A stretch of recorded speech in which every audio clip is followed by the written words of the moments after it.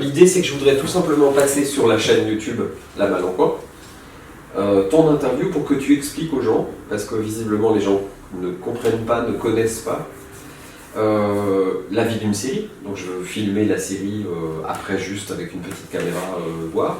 Mais surtout, comment se décompose le prix du bois. C'est-à-dire que la dernière fois, on a eu une conversation que j'ai trouvée super intéressante, où je me suis dit, bah, c'est pas possible, si moi je découvre à ce point-là un truc comme ça, bah, les gens doivent le découvrir aussi. Donc en gros, ce que j'aimerais, c'est que tu nous racontes, que tu nous expliques, si j'ai bien compris, lorsque ça démarre par, tu achètes toi une étendue d'arbres. Un tronc d'arbre ou un lot en forêt. En général, tu achètes un lot. C'est ça. Donc, vente aux enchères. Oui.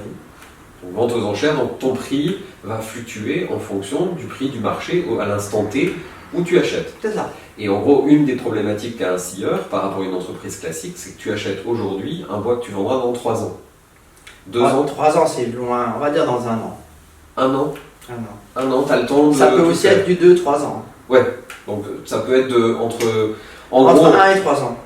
Et au plus court 6 à 8 mois, mais c'est vraiment très court.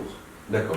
Donc c'est 8 mois minimum de trésorerie, jusqu'à 3 ans selon, pour les belles brumes, pour les trucs particuliers, ou alors pour les trucs pourris que tu n'arrives pas à vendre, peut-être. Ça peut arriver aussi. Okay. Donc en gros, tu achètes un lot ou tu achètes un tronc, tu l'achètes comment? En gros, il est sur pied, il est déjà coupé? En principe, il est coupé, il est abattu, donc il est débardé en bord de route, c'est-à-dire sorti de la forêt et mis le long de la route. Donc ça c'est la règle en Alsace. C'est pas la règle en vieille France. En vieille France, on achète debout. C'est une spécialité qui revient souvent aux exploitants forestiers, donc c'est le métier d'acheter debout, d'abattre, de sortir les bois et de les vendre ensuite au bord de route. Et de s'occuper aussi de tout ce qui est oupier rémanent, c'est-à-dire les branches. Mais ici, la règle, c'est que l'Office national des forêts coupe les arbres, les débarde, c'est-à-dire le met le long de la route et ensuite les vend. La première étape, il va être chercher un de la forêt, il va être ramené ici par une grenier. D'accord. Donc un camion spécial pour charger des troncs d'arbres. Il va leur ramener tout de suite un paquet. Ensuite, ce tronc, il va falloir le découper. Oui. C'est-à-dire, il va falloir faire attention à la forme du tronc. Oui. Est-ce qu'il est droit? Est-ce qu'il est tordu? Est-ce qu'il a poussé droit de fil ou est-ce qu'il est vissé? Et ensuite, on fait attention aussi à la qualité. Est-ce qu'il y a des nœuds? Il n'y a pas de nœuds? Est-ce qu'il y a des éclats d'obus? Est-ce que l'obier est sain? Est-ce qu'il y a une lunure? Est-ce qu'il y a une roulure? Est-ce qu'il y a des fentes? Est-ce qu'il a souffert à cause du gel? Est-ce qu'il a souffert à cause d'un éclair? Et qu'il a éclaté, par exemple? Toutes ces particularités, il faut qu'on en tienne compte. Et en gros... On le classe dans 9 qualités différentes. 9 qualités de bois. Rien que pour le chêne. Oui, mais là on parle que de chêne. Que toi, chêne, ta spécialité c'est le chêne, donc ça représente combien de pourcents? 99,9. À ce point-là? Ouais. Parce que je t'ai déjà vu scier autre chose. On va scier exceptionnellement dans chaque lot de bois, pas chacun, mais souvent il peut arriver que tous les 200, 300 troncs d'arbres, tu auras quelques hêtres, 3 acacias, un peuplier. Je veux dire, quand le forestier va nettoyer une coupe et puis qu'il a 2 arbres qui l'embêtent, théoriquement il est obligé de les mettre à côté, mais il n'arrivera pas à les vendre, donc qu'est-ce qu'il va faire? Il va prendre un lot, il va les mettre dedans, et comme ça le scieur il va se démerder avec pour le liquider. Donc moi il m'arrive tous les quelques jours des arbres qui en soi n'ont pas été vraiment achetés parce qu'on en a besoin, et on refait des lots qu'ensuite soit on les coupe nous-mêmes, on les replace ou on vend les troncs d'arbres. Et on parle de, juste pour que les gens comprennent, on parle de quel volume? C'est un tronc qui arrive par jour? C'est 10 troncs qui arrivent par jour? Par mois? C'est à peu près 50 tonnes par jour. 50 tonnes par jour. Oui, donc ça va donner une notion, quoi. Pour faire du bois d'œuvre, et on peut rajouter au moins, encore une fois, 75 tonnes en bois énergie par jour.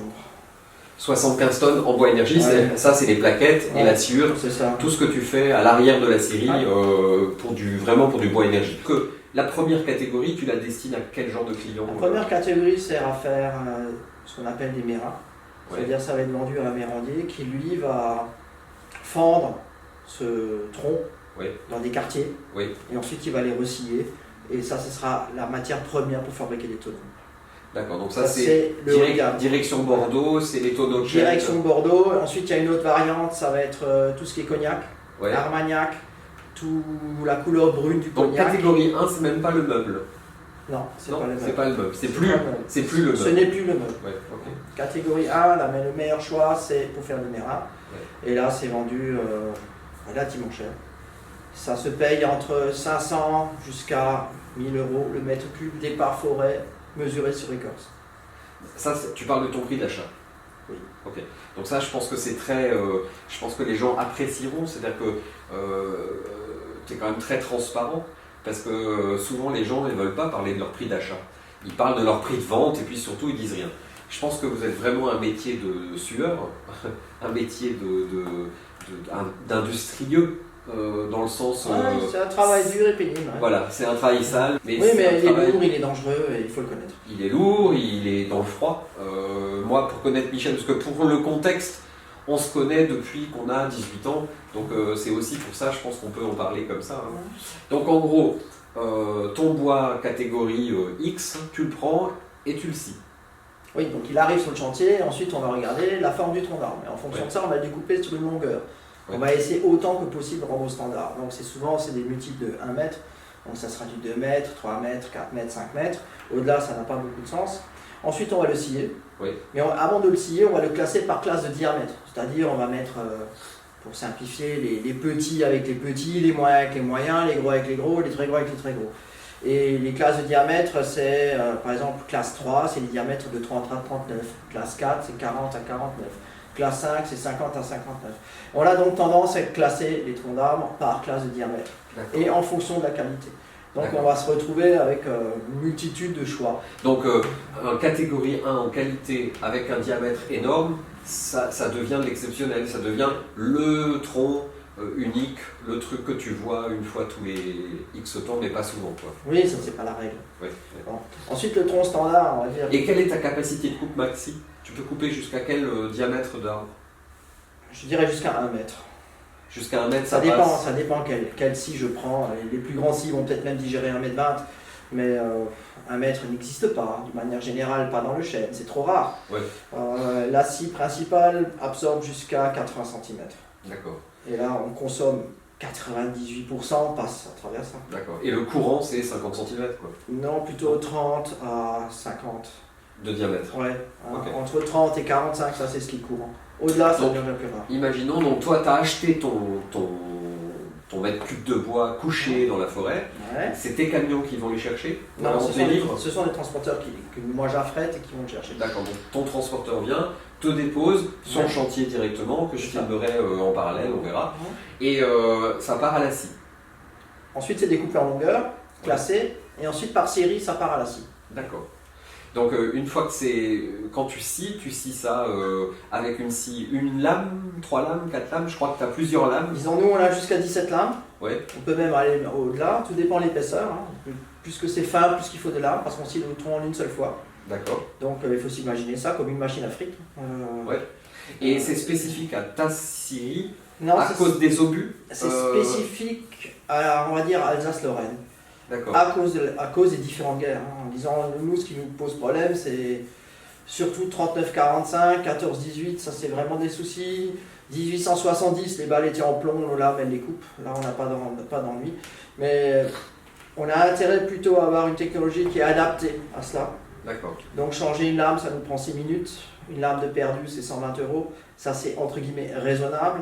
Si on scie avec un ruban, changer une lame, ça va prendre 20 minutes, voire une demi-heure. Et la lame, ça va être infiniment plus cher, ça va être 5 à 6 fois ce prix. Et le temps d'affûtage va être aussi 5 fois, 6 fois plus long, c'est infiniment plus compliqué. La scie à ruban a des avantages parce qu'on peut changer l'épaisseur comme on veut. Moi, je suis bloqué, une fois que j'ai mis une épaisseur dans ma machine, je suis obligé de rester sur cette épaisseur au moins un certain temps, sinon c'est pas rentable. Mais vu l'histoire en Alsace, cette technologie est la plus raisonnable. Est la plus raisonnable et la plus adaptée. Donc tu vas couper... on va prendre par exemple un... Standard, c'est 27 mm. Donc on va scier déjà 29,5.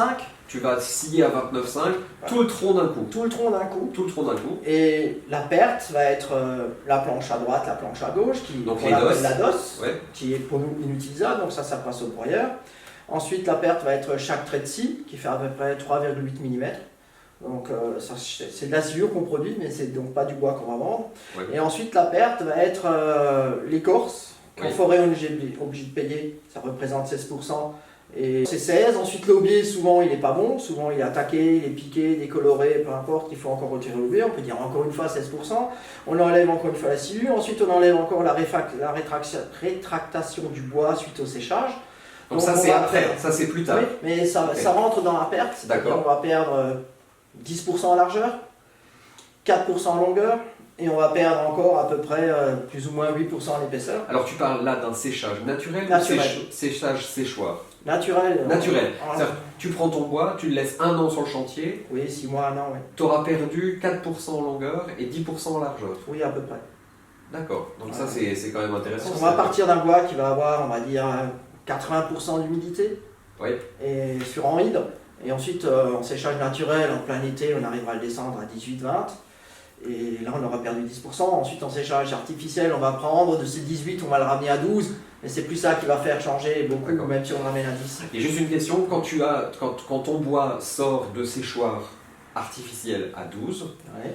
que tu le stockes dans le hangar et que tu me le vends à moi, client, je sais pas moi, 3-4 mois après, il est à quoi? À 15, 16? Il va reprendre automatiquement 1-2 points. Ça, il n'y a pas rien Deux. à faire. 1-2 points, sinon donc on a tendance à sécher très sec. C'est-à-dire on ne va pas chercher 12, mais on va plutôt chercher 8%. Quand ça va sortir de séchoir, en l'espace de quelques jours, ça va se stabiliser vers 10. Ouais. Ensuite, on le met dans les hangars et là, on sait que mois après mois, le bois va réaspirer tout doucement, mais régulièrement, il va reprendre à quelques points. Et si on le laisse pendant 1 an ou 2 ans, ben, il sera de nouveau à 18. Hein. Donc, c'est une question de temps. D'accord. Donc, l'idéal, c'est de mettre dans un hangar qui est fermé pour qu'il n'y ait pas de renouvellement d'air. Oui, ce qui est le cas chez toi. Voilà, et de préférence un peu chauffé en hiver, et là, on va dire tranquille. Ouais, t'es à 12 à peu près, quoi. Ouais, Et donc ça veut dire qu'un menuisier qui veut l'utiliser le met en pièces tempérées à l'arrivée et il peut l'utiliser, quoi. c'est ça. Donc ton bois a été scié, une fois qu'il est scié, il part pas au séchoir direct, il Non. est d'abord séché naturellement. C'est ça. Il faut qu'il repose au minimum, on va dire 6 mois. Maintenant, si c'est une épaisseur très fine, du 20 mm ou du 22, au bout de 2 ou 3 mois, on peut se risquer à mettre au séchoir, sans qu'on ait de grands risques de déformation, de collapse, de discoloration. Par contre, à partir d'une épaisseur de 27, il faut au moins attendre 6 mois, et 34 et plus, il faut attendre 1 an. Donc tu le laisses sécher sur chantier pendant 6 mois, enfin un autre chantier, pas le chantier des troncs, mais le chantier justement des bois.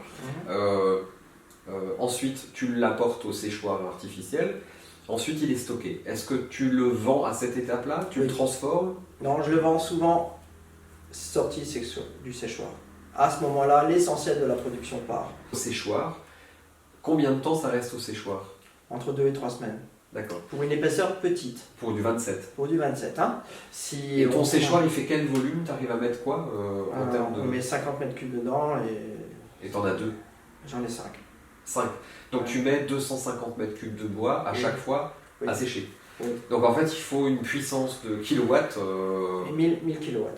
1000 kilowatts. 1 mégawatt de chaleur pour chauffer tout ça. Ouais, que tu fournis toi par ton bois. Oui. Donc toutes les écorces, quand on écorce le bois, toutes les chutes, toutes les doses qui sont broyées servent ensuite à être brûlées pour chauffer et sécher le bois. Et sécher le bois. Donc c'est déjà un processus naturel puisque en fait tu n'es pas obligé d'utiliser du pétrole ou du gaz. Non, pas du tout. On avait du gaz dans le temps, mais c'est devenu tellement cher qu'il y a bien longtemps qu'on est passé au bois. Ouais, d'accord. C'est un des points que je voulais qu'on continue, entre guillemets, c'est qu'on en était aux pertes par rapport au rond tout à l'heure. Donc tu as un tronc. On avait dit entre la DOS, l'écorce, le séchage naturel, le séchage artificiel, les fentes en bout qu'il faut relever ensuite. En tout, tu arrives à combien de pertes? Donc la première perte, entre un tronc d'arbre et une planche, très arrondie, c'est la moitié. Donc on va imaginer un tronc qui fait à peu près 40 cm de diamètre, il fait 4 mètres de long, ça représente combien de mètres cubes ça? Je dirais 0,5 de tête.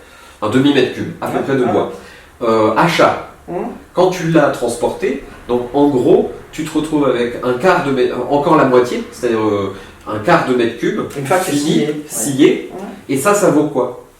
En prix de vente public, pour celui qui t'achèterait un seul tronc. Mais si tu achètes une marchandise à 400, il va falloir au moins la vendre à 900, voire un peu plus, hein, sinon il n'y a pas moyen. Voilà, donc tu vas vendre 900 à 1000 euros le mètre cube de chêne, scié, etc. C'est important parce que moi j'entends des gens qui citent des prix à 1200, 1600, 1800 euros le mètre cube de chêne.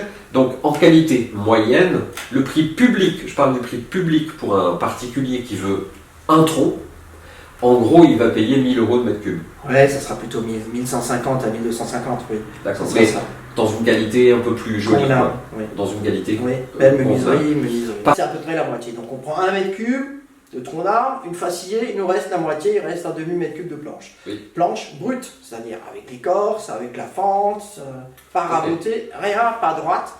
Ensuite, cette planche, on va la laisser sécher, comme on l'a dit, ensuite artificiellement. Et après, certains clients me demandent de la déligner, me demander un avivé, c'est-à-dire quelque chose qui est comme ici. Un avivé, c'est. Parfaitement la à planche. vivarette. Ouais. Donc ça c'est un avivé, donc une planche sur le côté à droite et à Avivé, ça gauche. vient de avivarette. Ouais. Ok. Donc à droite et à gauche, ça- c'est droit. Ça veut dire que tu les rabotes? Non, Non. non, faut Tu plus es- déligner. D'accord.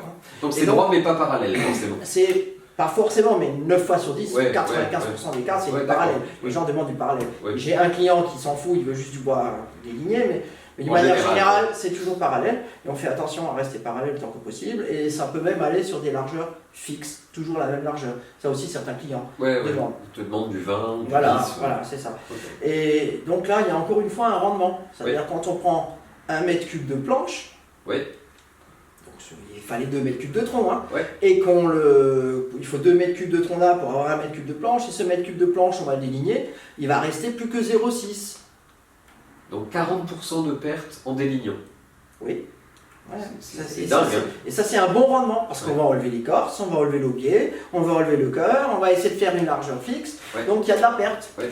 Et ensuite, on va encore une fois le raboter, on va encore une fois recréer de la perte, et à la fin, si on met toutes les pertes bout à bout, on perd les 3/4 du tronc d'arbre. Ouais, 75 à 80%. 75% est perdu pour obtenir un produit Puisque tu as scié, juste à scier à 27, 29, 5, 29, ouais, 29, tu as laissé sécher, tu n'as plus que 27. 27, voilà. Ensuite tu rabotes Tu tombes à 23, 23. voilà. Et ensuite tu Donc ponces, c'est raboté deux faces. ouais, deux faces. Deux faces, quoi. Hein, il faut minimum 2 mm, et encore c'est raboté, c'est pré-raboté, c'est plus calibré que raboté. Oui.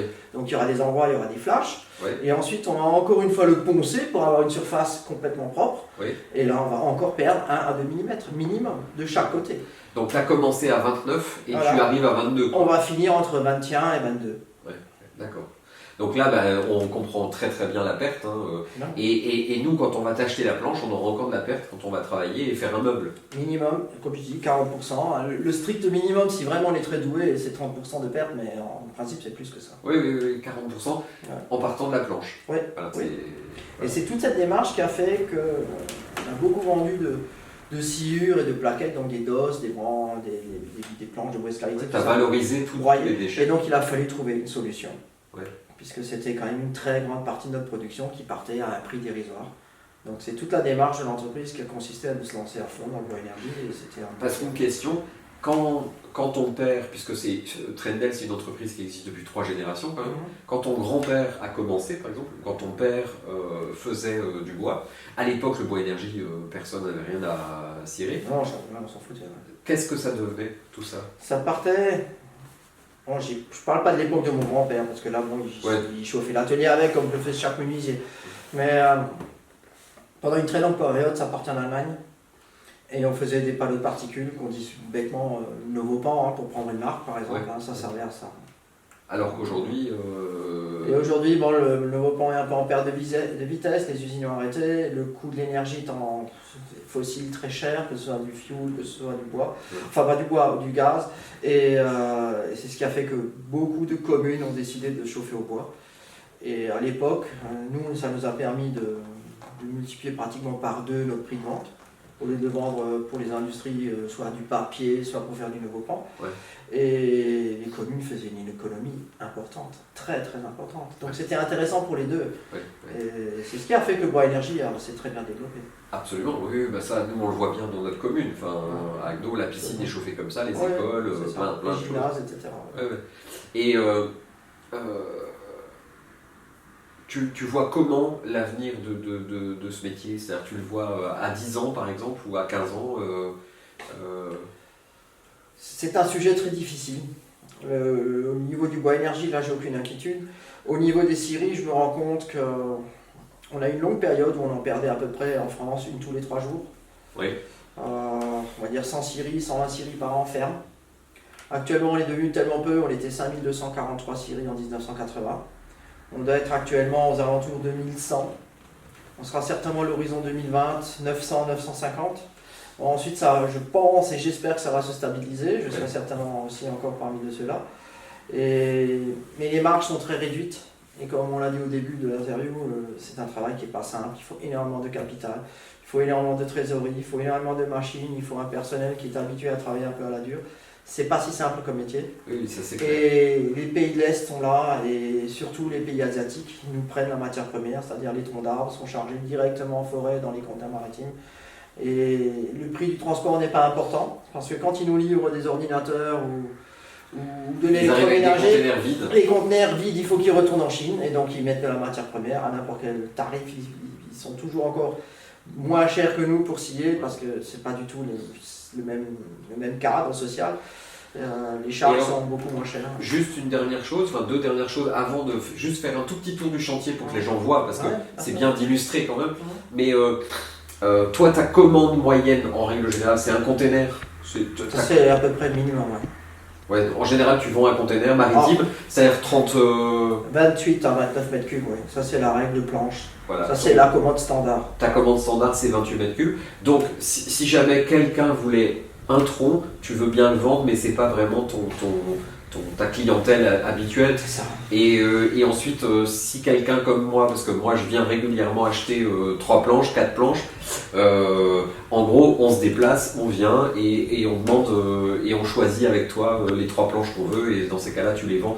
Mais qu'on soit bien clair, Michel il fait pas d'expédition, il va pas faire du PS. Et il n'y a pas de paiement PayPal, hein. Donc voilà, c'est une industrie qui rend service. Donc si jamais un jour vous voulez du bois, vous téléphonez et vous demandez Michel Trendel.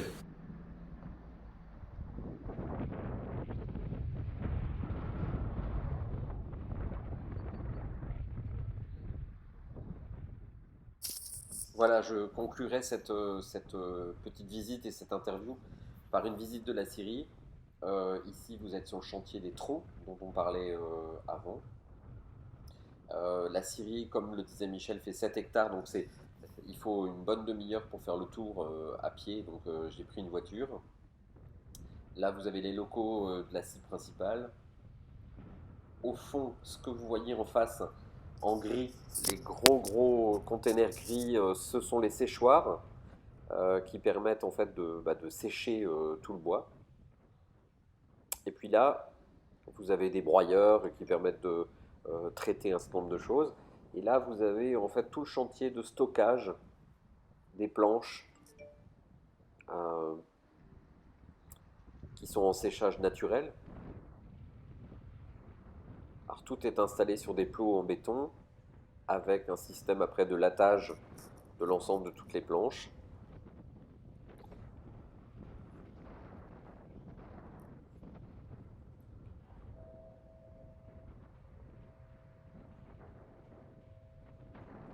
Alors tout ça c'est du chêne, hein.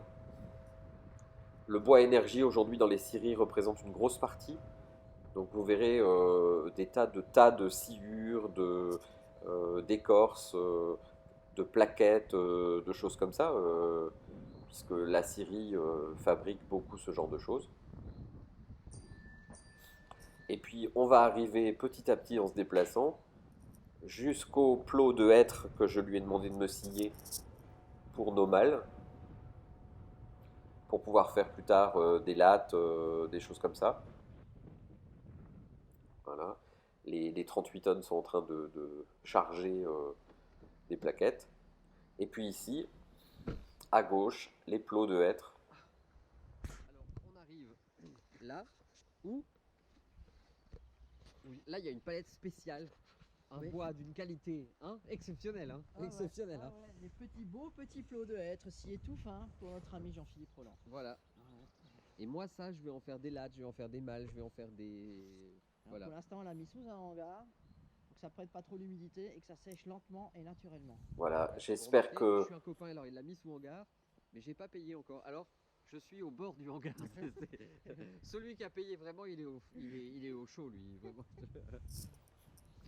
Et ça, tu vas en faire quelque chose ou ça finit en bois énergie ou c'est pour faire un bateau? Non, ça va finir en bois énergie. Oui. Ça, c'est... C'est encore utilisable.